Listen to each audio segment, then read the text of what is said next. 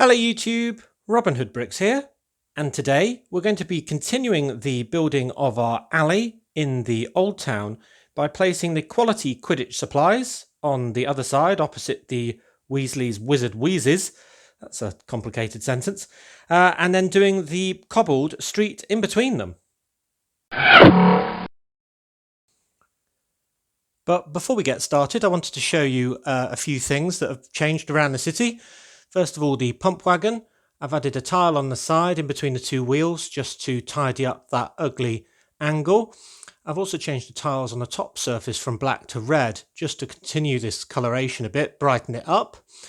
And I've also added a gear lever, which I was given as a suggestion, which I've done in red just to tie in a little bit more as well. And that's just something that you would kind of swing one way to go in one direction and then swing in the other direction to go backwards. So thanks very much for all those suggestions. And it still works perfectly well.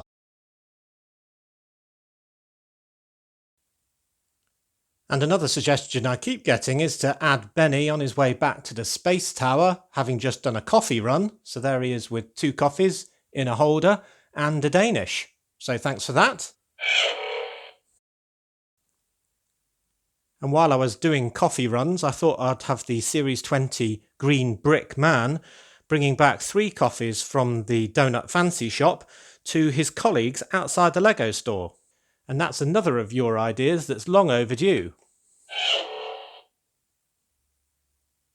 And then last time we did Weasley's Wizard Wheezes, which is this building here, and it needed a couple of amendments doing to it. First of all, to plug the sort of unsightly gap along the back where it met up with the Palace Cinema. And I've just raised up that wall on the Palace Cinema side by 1 brick and added this row of panels so it kind of matches more the other wall as well, just so that gap can't be seen. And I think that looks a lot better. Another thing was changing this column of bricks down here, which were dark bluish grey because they were kind of the edge of the Nocturne alley. So what I've done is done it now with some spare light bluish grey bricks, which looks much more in keeping with the rest of it, and some lilac bricks. And it was a very good idea to actually liberate those from elsewhere in this building where they either couldn't be seen, or I could just add a few more light bluish grey bricks to sort of free them up. So I had enough to make this look a lot more in keeping with the rest of the building. And I think it looks a lot more continuous now. So thanks for that one. Another idea was to actually move the delivery that the brothers were receiving to the front, just because these boxes are so colourful and wonderful. They were down here, which will be the alley, but bringing them out so they can be seen a lot better, I thought was a great idea as well.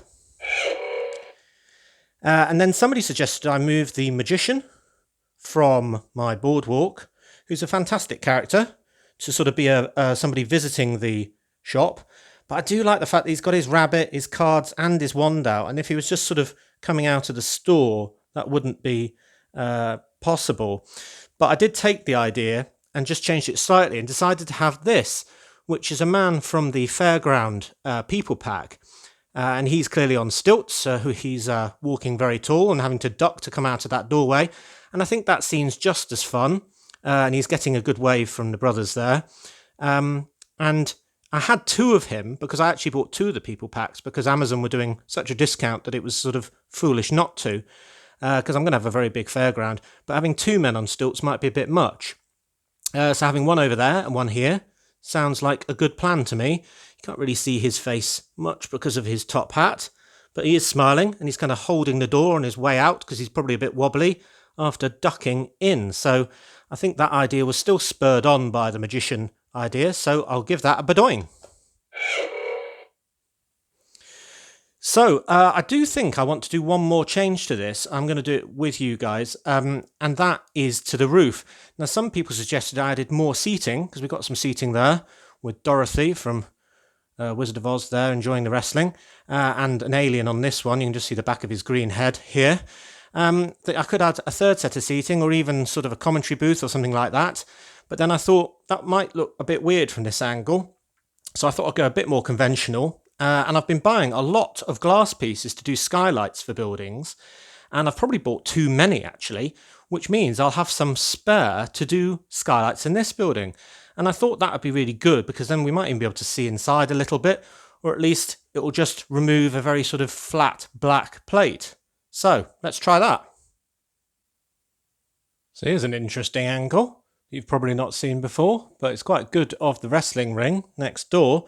But I've taken off all of these plates here just to enable me to add this construction. So it's got 4 of the 3x6 slopes in the trans black or trans brown, depending on what you call it. And I've just put some tiles on top. So I've got a round one there and some quarter round ones here, which just mean that it kind of looks a bit of a similar pattern on each end.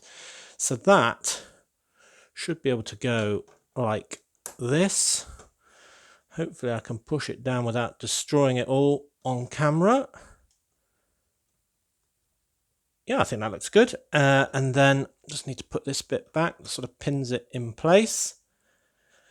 So what do you think of that? It might look a bit similar from that angle. I'm just going to have a peer inside. You can see there is stuff inside. You can't really see much of it, but yeah, I think that's an improvement. I mean, I didn't know I was going to use those pieces otherwise, so why not have a more interesting roof with a skylight in? Now, while we're here, I did have a couple of suggestions to motorise the moving hat piece of the man on the corner. And although I think that probably is possible and relatively easy, and we could hide all the gubbins inside and not really see them, but I did think that idea was probably a bit over the top in that it really isn't that significant emotion really to bother with. And it's not something that I'm going to be putting on all the time. And quite frankly, that clunking would probably get annoying. But as always, do let me know what you think of my changes, all of them, including this roof. But I pretty much like it, I think. I definitely think I'll keep it. So, yeah.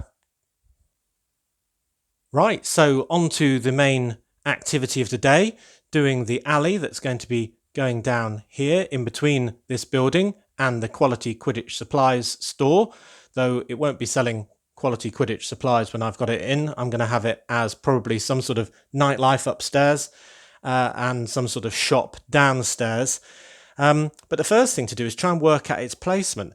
And it's very tricky because of this corner on the railway track. Now, what I've done with all of these pieces, you may think, what on earth is that? Well, these are just to see where I can put a building for clearance. And I've got my widest carriage for this track, which is from the white train. It is the mail car. And that's just because it's got these rails coming out the side and the door handles as well. So that makes it actually the widest. So I've put those, and you can see it can just get through clearly without hitting on any of them. So I've just put those in the last position possible that can basically not be hit. And that can help me guide where I can put the building. So obviously I could have the back corner sort of here, I could have the back corner here, or I could have the back corner here. But what I can't do is get any closer than any of those.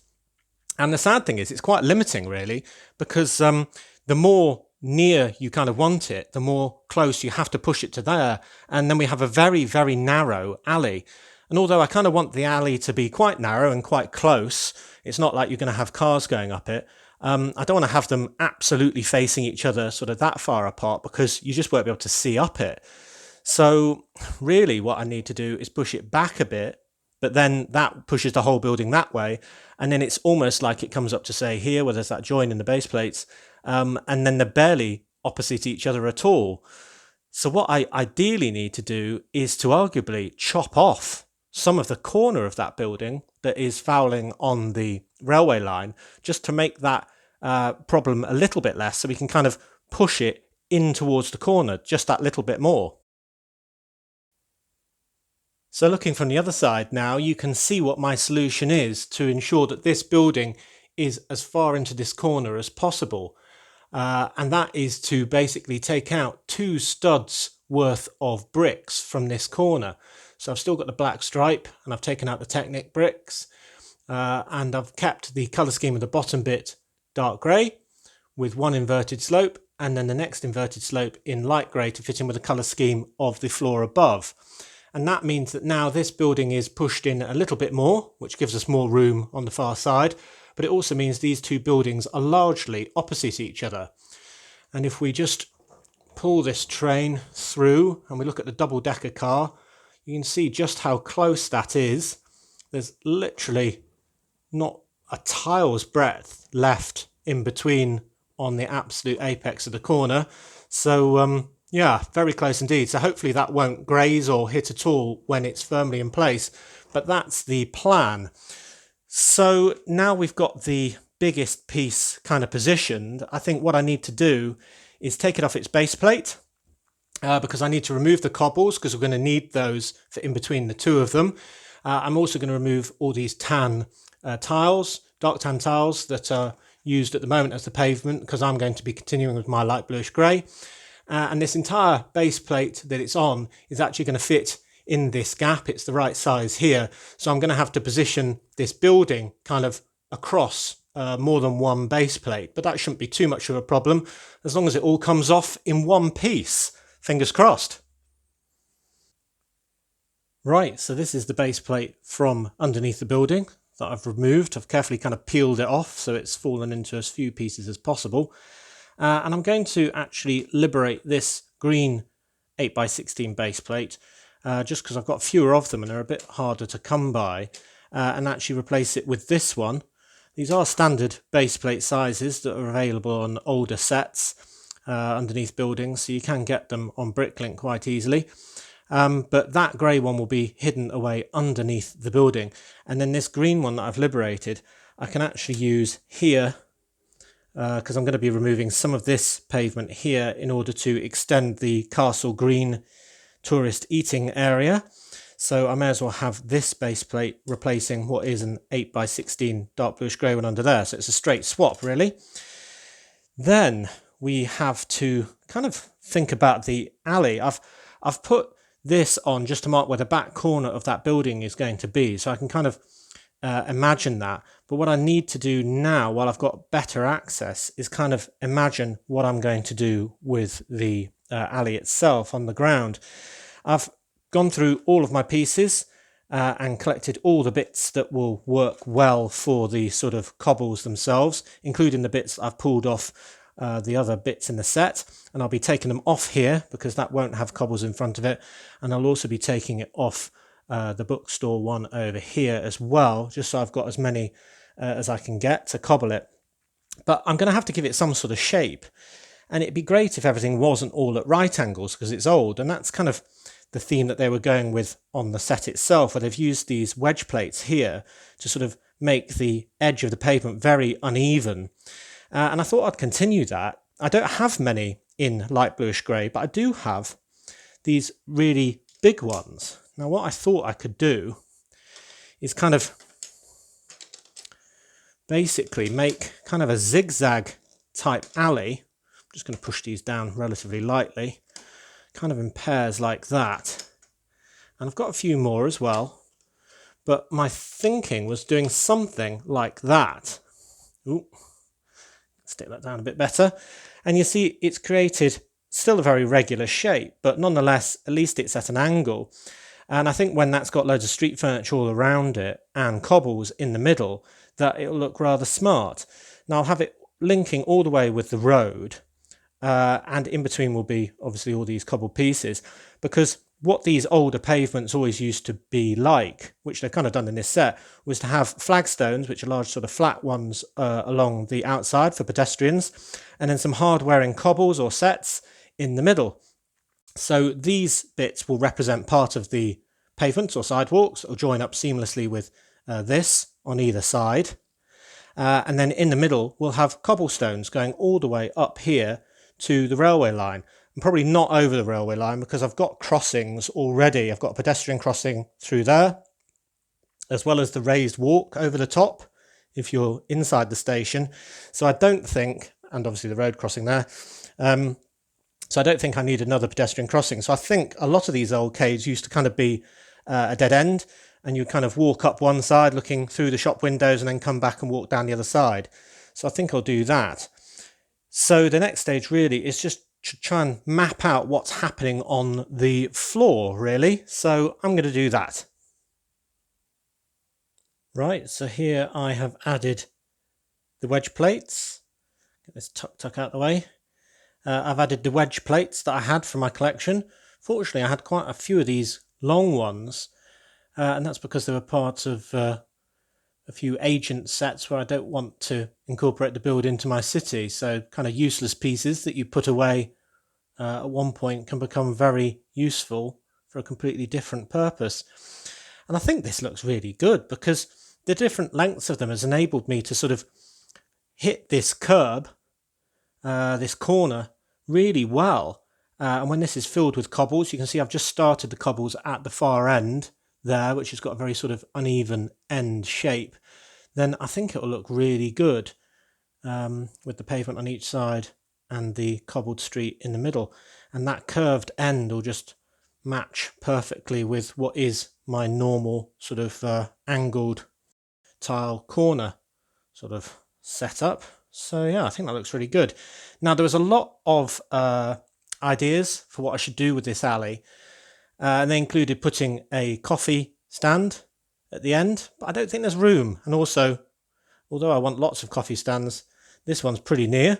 There was also an idea to have a subway station, a fake one there as well, but there's a real one right here, so that's pretty near as well.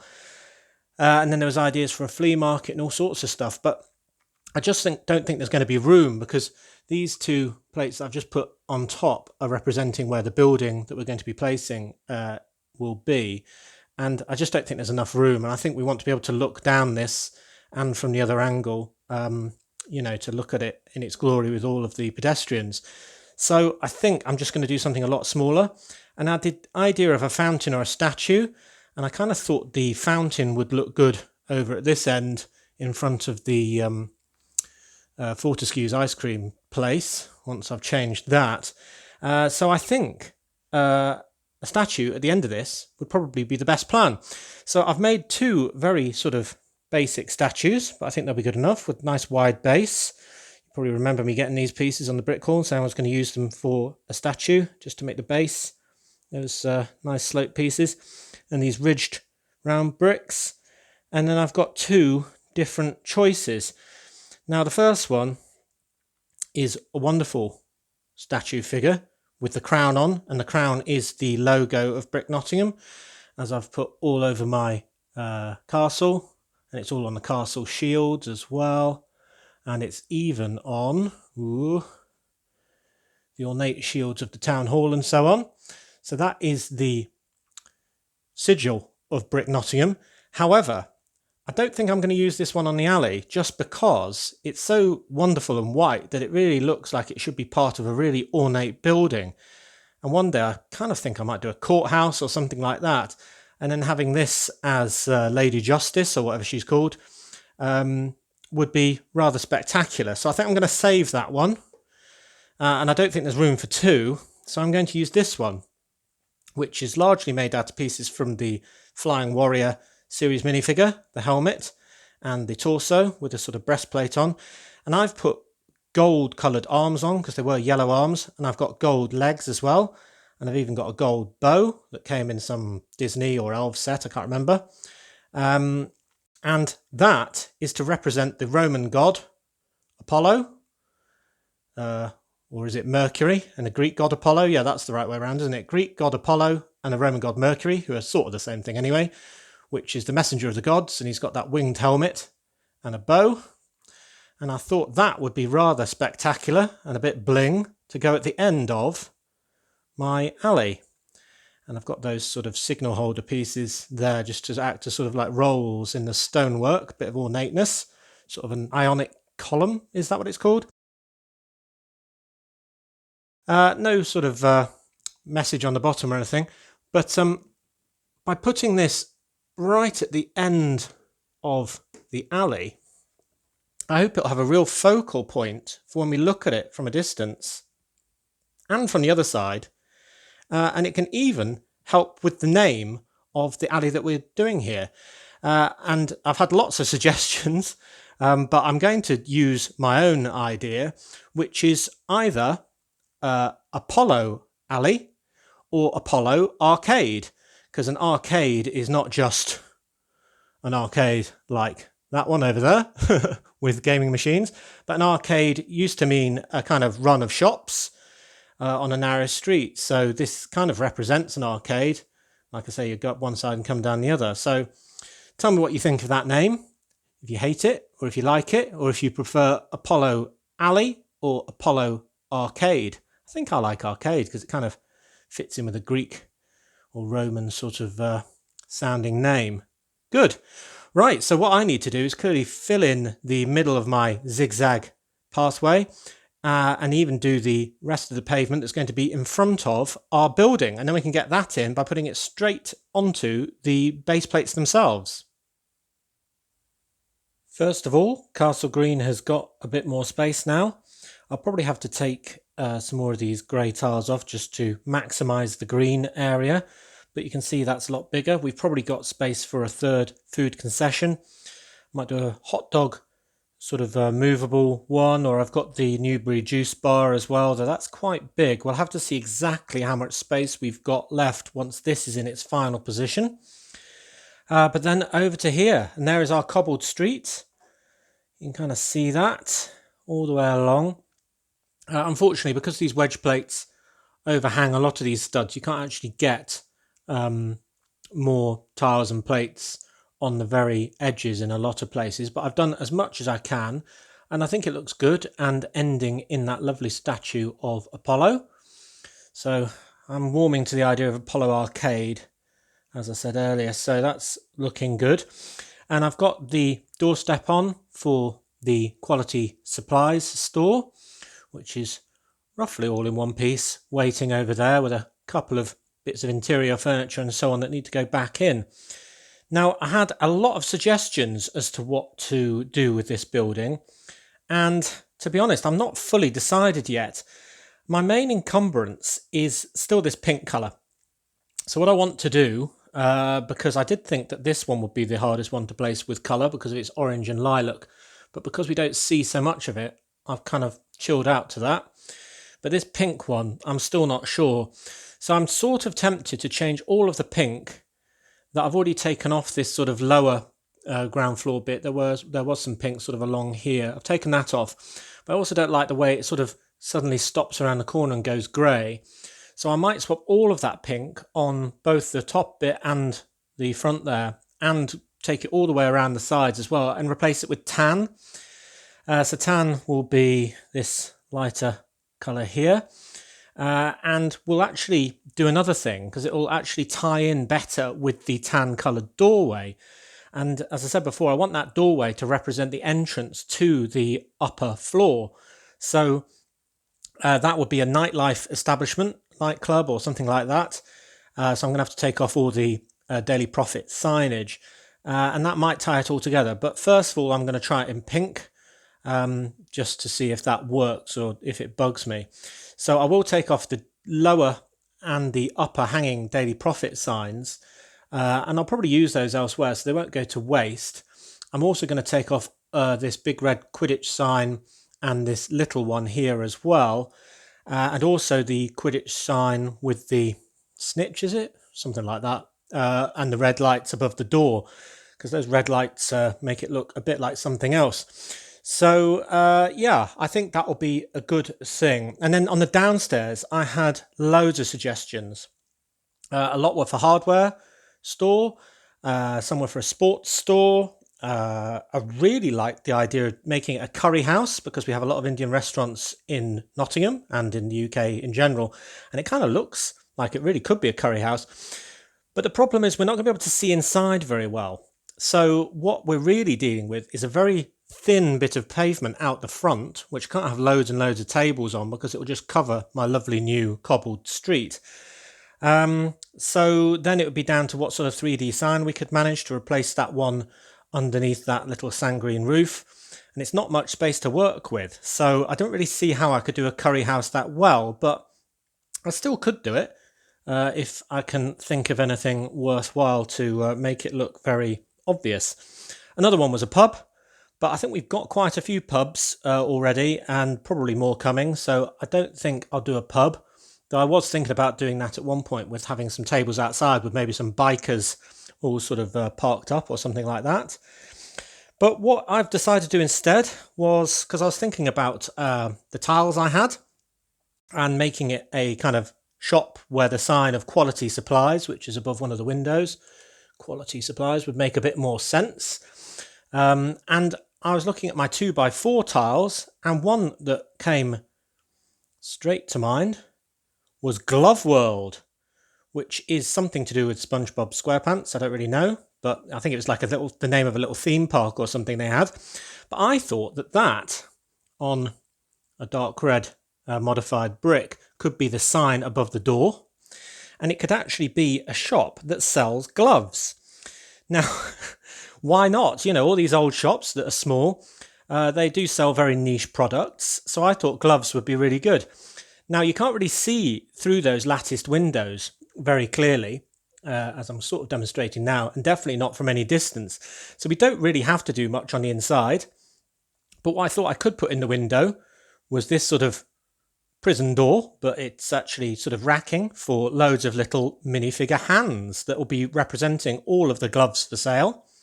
And they're from all the spare torsos that I haven't used that have got interesting coloured hands, or gloves in this case. And then I also thought we could have something on the street, because, as I said, you're not going to be able to really see that through the window.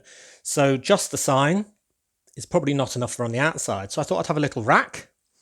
And this is just kind of two of those sort of sandwich board type things that are kind of leaning back to back, but with all sorts of different hands kind of connected to it. So we've got some dark azure gloves all the way to purple gloves, pink and blue, dark blue and lime. And I thought that could kind of, sit on the pavement outside like that and really show that this was a glove shop and that you could pop inside for a nice pair of gloves. So it's not my best idea, but I don't know, maybe you like it, maybe you don't, maybe you think it's silly, but I'd appreciate you letting me know either way.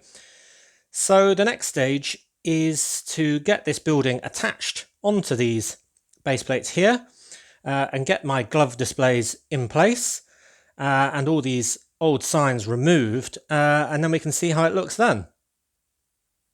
Great seeing that one. And there we are with Glove World building and the nightclub in position. There's the red Glove World sign, which I think works well with the red against the dark red. Quality supplies, makes sense. And in front of that leaning window, we've got the little rack with all my gloves on it. And if you can just see through the window, there's that rack with the gloves on the inside, but you probably can't see that clearly. And that's why I haven't focused too much on it, to be honest. I'll probably have somebody going in and out of the door. And then next to that, you'll see the old Daily Prophet entrance has now been denamed. So it's just a nice grand stone entrance now.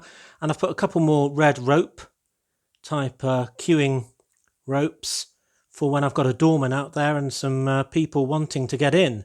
So I've already done some red ropes, slightly different style for the premiere at the cinema. But if we pull back, it's nicely tucked in. I love the fact that you can see the end of the cobbled street sort of poking out and joining up with the full-blown road. And there's a nice gap in between that building currently and just where the next one, Ollivander's, is resting. And that's where I think I'm going to be putting the Nocturne Alley in between there. So there's a nice sort of archway going off into the distance. I may be raising at Sweat in due course. I've had some comments about that, which I agree with. And you can see this green area is now a lot bigger as well. So this one won't have cobbles in front of it. It'll just be on a normal bit of pavement. And I think it'll look pretty good. Maybe it needs to be a little closer so it looks sort of a part of it. There we go. But I think the best view is down at the statue. And although it's slightly off-centre, that statue, it does sort of look from this perspective like it's in the middle. And I love that crazy sort of zigzag bit of alley, which makes Apollo Arcade the wonderful tourist hotspot that it is. I do think the street furniture of the red velvet ropes and the wonderful, quite funny I think, hand or glove display make it really interesting. I mean, when I've got loads more people all hustling and bustling about it next to the brothers with their delivery and all the rest of it, then I think it will look really, really special. So the only thing that remains is really this pink, and whether I make the whole top of that building tan. I could keep some of the other colours, like the dark orange, to represent the sort of, dilapidation that's happened to the building over the years. That might work. And I'll probably use the spare lanterns that I've got from some of the other buildings to maybe put 1, 2, 3 along the front or something like that by rearranging those bricks. So I think we'll be revisiting the top floor of this. But then the pink is a nice contrast. I don't know. I'm really undecided. I don't know. I think it's a bit too much, especially next to that sand green. So do let me know what you think. That's quite an important one. Talking of important things, we better check the trains can go past. So first of all, the baggage car, just fire that down. Yep, that little clunk was it hitting the other train. So let's go with the other train. And it can get by as well. Yep, cool. Maybe we should look at that from the other side as well. And even look down this nice alley from the other side as well. I just love that view. That is just fantastic, isn't it? Yep. It's quick becoming a firm favourite, this area. Apollo Arcade. Yeah, so look, there's that roof going past that sloped rear of the building. And it's got good clearance though, only just, but that's the way I like it. I kind of like having all my trains nearly hitting absolutely everything on either side of it and on top around the train track. And it really gives the sort of feeling of peril. I mean, I'm almost like ducking myself, physically ducking when it goes over the train bridges sometimes, just because it looks like it's going to hit. And it's kind of a natural instinct that makes absolutely no sense. But yeah, that fits well. We've got quite a clear view there, but this is the view we're really going for. Look at that, with that lovely jagged street, all the different roof types, all the different colours going right off into the distance. You can see the castle, the construction crane. I mean, that's a great view, isn't it? Now for this back wall, some people have suggested some ivy or something like that, either going up here to sort of mask the join or over this wall. I'm going to do a rather big advert, I think, a 3D advert across the middle section of that, across this big area here. But then I probably will fill in whatever remains with some plants. I do need to do loads of plants all around my train tracks and stuff. It's just something I don't get round to. I like putting in the bigger things first, and then you can fill in the gaps. But this area now is looking super built up. I'm really happy with it. And I just can't get over that, the arcade path, the road. It just looks absolutely great. And it's a real fluke I had those pieces, really. So it's just been a happy coincidence. So let's push that back a little more. Yep, so I can have some people queuing there next to the statue to get in the club, past the grumpy doorman, and the Apollo statue visible from all angles, and probably quite a way this way as well, yeah. So that's quite interesting, isn't it? It kind of draws your eye and think, oh, what's around that corner? And then if you lean, you can see exactly what there is. Yeah. Really happy with that. But do tell me what you think. Well, I do hope you'll agree that today's video has been a very great success. We started looking at the amendments to the Weasley's building with the bricks down the side and our new skylight, which I like very much, and the movement of the people and the scene with the man on stilts, which is great fun. And then we added this wonderful alley, which we're calling Apollo Arcade, after the wonderful Apollo statue at the end. And then we put in this building, which was the Quidditch store, but is now Glove World, with its wonderful glove display outside for all your glove needs. And now I'm really keen, in a way, to press on with Nocturne Alley, get that one in, get Ollivanders in, and get this whole section in as well. But I don't want to become a sort of one-trick pony, just doing all of this set for week after week. So I'll probably do something else on Monday. But do tell me what you think about the progress so far. And thanks very much for watching. As always, do remember to like, comment and subscribe for more awesome LEGO videos. And next time on Robin Hood Bricks, as I say, we'll do something slightly different just to take a break from this. And then Brick Hall, and then probably back to this next Friday. So, until then, see you!